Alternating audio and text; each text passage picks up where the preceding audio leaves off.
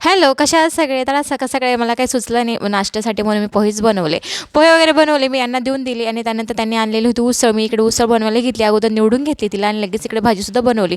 मला आज बनवायचं होतं कढी. कढी बनवण्यासाठी मी अगोदर मिक्सरच्या भांड्यामध्ये घेतली हिरवी मिरची, लसूण ते चांगलं वाटून घेतलं. त्यानंतर त्यांनी ताक आणलेलं होतं. आम्ही ताकामध्ये बनवतो. तुम्ही दहीमध्ये बनवता की ताकामध्ये? मला नक्की ते कमेंटमध्ये सांगा. ताकामध्ये टाकलेलं आहे मी 2 चमचे बेसन पीठ आणि ते चांगलं एकत्र करून घेतलं. मोहरी टाकली, जिरं टाकलं आणि त्यानंतर जे हिरवी मिरची कूट केलेलं होतं ते सुद्धा त्यात टाकलं.